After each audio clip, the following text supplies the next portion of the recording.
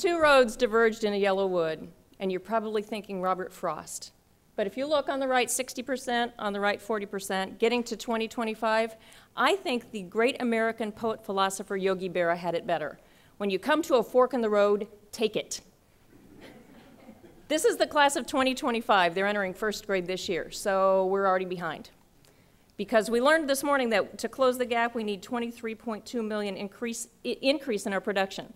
So of those kids, how are we getting them ready? One way we're getting them ready is through great education reform that's occurring in our K-12 schools. We have the Common Core state standards that are standing or falling in states across the nation right now. We need to make sure that these kids are getting ready for the next level of learning. These are the teachers that are leading their classrooms right now, right? Well, are they, or are these the folks that are leaving their classrooms? Because as we work with the new incoming teachers, we know that the younger teachers, their percentages are coming up as these folks are exiting the door. Because as public pension reform takes hold across the country, we see a lot of those senior master teachers walking out the door. So we have an opportunity in higher ed to have a greater influence on what happens in our schools. So supply and demand. The demand for new teachers is coming up. Our universities are the people that are preparing teachers, but the supply has to meet the demand. So is it particular areas? Do we have too many early childhood teachers, not enough special ed teachers, not enough STEM teachers? All of this is bringing increased scrutiny on our colleges of education.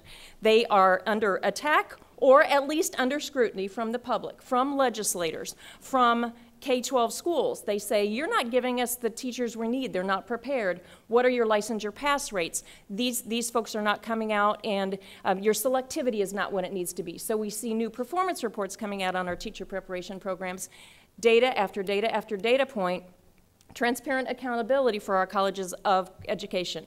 So we want to attract the best and the brightest to our colleges of education. We have to have top selectivity.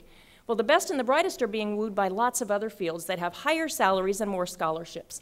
So what do we do to represent high selectivity and great diversity? We need in the front of our classrooms people that look like the kids in the seats. So are they seeing women? Are they seeing people of color? Are they seeing men in elementary schools? So we balance selectivity with diversity. And then, oh, there's that X factor.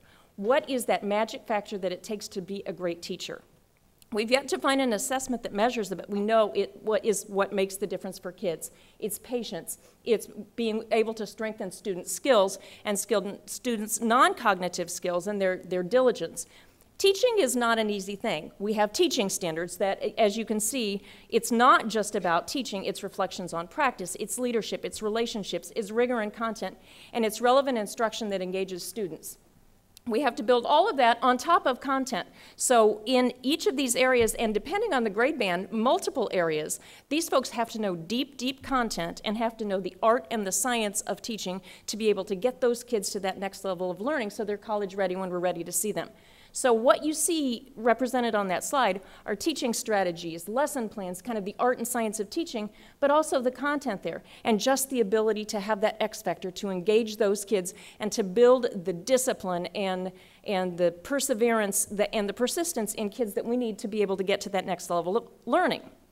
Content, arts and sciences and fine arts, among others, are driving that content. And so when we look at scrutiny about teacher prep, we can't just look at our colleges of education. We have to look at the partnerships that they're building so that when we produce teachers, they are able to plan and able to instruct and able to assess their students, but they also have deep, deep content knowledge. So when we ask our K-12 partners to help us prepare those teachers, we have to be sure that we're an asset and not a burden to them. So that when a teacher goes into a classroom, we're doing things like co-teaching models. There's a cooperating teacher and a student teacher engaged in this classroom, benefiting students and helping to train that teacher. So here is a different group of the class of 2025.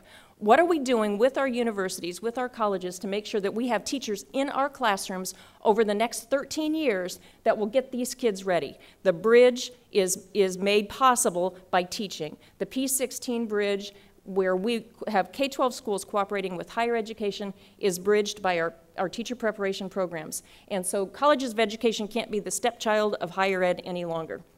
Getting to 2025 will be made possible with great teachers and with collaborations in our colleges and universities and external partnerships that they build as well. So like Yogi said, when you come to a fork in the road, take it and make sure that you know who's walking along that path with those kids every step of the way.